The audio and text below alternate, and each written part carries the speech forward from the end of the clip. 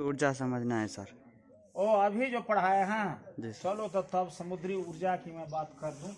समुद्री ऊर्जा तुम लोगों को जो हम पढ़ाने के लिए समझाया हूँ उसके बारे में जानकारी बहुत जरूरी होती है और यह महत्वपूर्ण प्रश्न भी है। तो अब इसको देखना है कि यह तुमको समुद्री ऊर्जा जो है, हाँ समुद्री ऊर्जा, वह ऊर्जा के बारे में पहले तुम जान लो। जो ऊर्जा क्या चीज होती है, कैसे होता है। ऊर्जा कार्य संपादन कराता है। कार्य संपादन यह आपको कार्य करने की जो ये होता है, कार्य करने की जिसमें क्षमता होती है, वह आपको ऊर्जा के द्वारा संपादित होती है। ऊर्जा का कभी न तो विनाश होती है न उसका निर्माण होता है, बल्कि एक रूप से दूसरे रूप में परिवर्तन होता है। Law of conservation in energy के बारे में तुम देखोगे, ये energy is neither reform nor destroyed but it is transferred one form to other forms. न तो इसका निर्माण होता है, न इसकी समाप्ति होती, बल्कि एक रूप से दूसरे रूप में परिवर्तन होता है। समुद्र से भी ऊर्जा की उत्पत्ति होती है। ऊर्जा कैसे उत्पत्ति होती है? तो विद्युत जो है सो बहुत बड़ी ऊर्जा है, विद्युत बनाई जाती है। और विद्युत के बारे में भी तुम जानते हो जो वह भी विद्युत एक ऐसा ऊर्जा का स्रोत है जिसको विविध प्रकार के ये ऊर्जाओं में परिवर्तित किया जाता है। जैसे विद्युत ऊर्जा को ताप ऊर्जा में हम हीटर जलाते हैं, तब ये क्या नाम है तुम्हारा यंत्र चलाते हैं, तब इसके बाद तुमको ये हमारे घर में जो बल्ब जलता है, सारा चीज यह आपको ऊर्जा ही होता है। लेकिन सूर्य की प्रकाश जो पड़ती है समुद्री जल पर, तालाब पर, नदी पर, उसके भी ऊर्जा को रूप में किस प्रकार से हम ले सकते हैं, विद्युत कैसे बना सकते हैं, उनकी बखान मैंने किया है इस लेक्चर के माध्यम से। इस चैप्टर में यही तुम लोगों को पढ़ना है। एनर्जी फ्रॉम सी और ओशन लिख दिया हूं। Energy from sea and ocean देख रहा है, एनर्जी फ्रॉम यहाँ energy from sea and ocean माना समुद्र से जो है ऊर्जा की प्राप्ति किस प्रकार होती है, उसके बारे में मैंने बखान तुमसे किया है। इससे देखो तीन रूपों में ऊर्जा की प्राप्ति होती है। समुद्र में पहला होता है ज्वारीय ऊर्जा, जिसको हम आपको टाइडल एनर्जी कहते हैं। ये चंद्रमा के आकर्षण बल से प्रभावित होकर समुद्र के जल भी ऊपर नीचे होती है। और ऊपर उठने को कहा जाता है ज्वार और नीचे गिरने को कहा जाता है भाटा।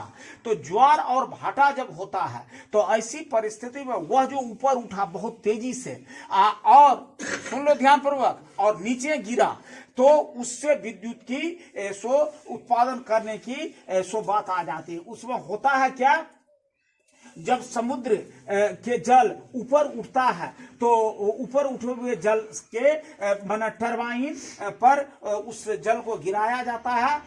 टरबाइन में जो यांत्रिक ऊर्जा प्राप्त होती है उसको विद्युत ऊर्जा में परिवर्तित किया जाता है। और इसका सबसे अच्छा उदाहरण फ्रांस और अमेरिका है। मैं लिखा हूं, ज्वार भाटे में जल स्तर के बढ़ने तथा या चढ़ने तथा गिरने से ज्वारीय ऊर्जा प्राप्त होती है। ई तो हो गया तुम्हारा एक लाइन में इसका परिभाषा।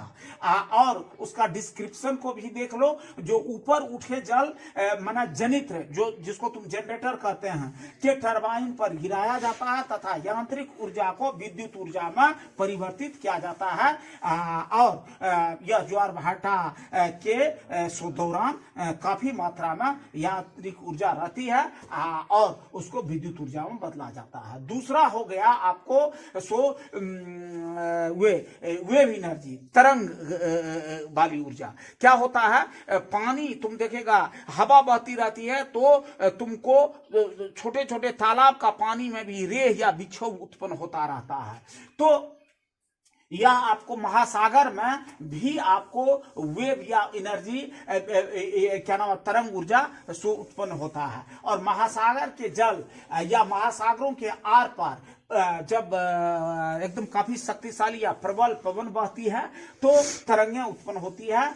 और इन तरंगों में सो माना गति ऊर्जा तो रहती ही है, और समुद्र जल में यह सो काफी गतिशील होती है, और उससे भी सो टरबाइन के द्वारा विद्युत ऊर्जा में सो परिवर्तित करने की बात की जाती है। लिखा हूं मैं, देखो महासागर के आर पार प्रबल पवन बहती है, तरंगें उत्पन्न करती है। इन तरंगों में गतिज ऊर्जा होती है। तरंग में सो ऊर्जा समुद्र के जल स्तर को गतिशील बना देती है, और गतिशील जल की गतिज ऊर्जा टरबाइन को घुमाती है तथा विद्युत उत्पन्न करती है। और एक तीसरे तरह से भी विद्युत ऊर्जा उत्पन्न होती है, वह होता है उसे कहा जाता है महासागरीय तापीय ऊर्जा, यानी कि ओशन थर्मल एनर्जी। उसमें क्या होता है, समुद्र में जो प्रकाश पड़ती है तो उस पर विविध परत को गर्म करती है, और सबसे ऊपर वाला परत जो होता है तुमको जानना चाहिए, जो पानी का या समुद्री जल का विशिष्ट तापीय जो है उष्मा जो है, गुप्त उष्मा जो है वो 4200 सेंटीग्रेड होती है। तो वह समुद्र का जल पर जो ये सूर्य की प्रकाश पड़ती है वह विविध परत पर पड़ती है, तो वह समुद्र के जल के विविध परतों के ऊपर तापांतर के कारण उत्पन्न ऊर्जा को सो आपको वही महासागरीय तापीय ऊर्जा या नहीं तो ओशन थर्मल एनर्जी कहा जाता है। और यह समुद्री जल से जितने भी प्रकार के ऊर्जा बनती है वह आपको नवीकरणीय है, और उससे वह बिल्कुल प्रदूषण युक्त होता है। हालांकि यह कम मात्रा में उत्पन्न होती है लेकिन वह प्रदूषण रहित होता है। लिखा हूं महासागरीय तापीय ऊर्जा में समुद्र के जल के विविध परतों के बीच तापांतर के कारण उत्पन्न ऊर्जा को महासागरीय तापीय ऊर्जा कहते हैं। ये ऊर्जाएं सो नवीकरणीय ऊर्जा का स्रोत है, यह प्रदूषण मुक्त है। इस प्रकार से 3 ऊर्जा मैंने कहा, सो ज्वारीय ऊर्जा, तरंग ऊर्जा और महासागरीय तापीय ऊर्जा। ठीक है, हाँ चलो।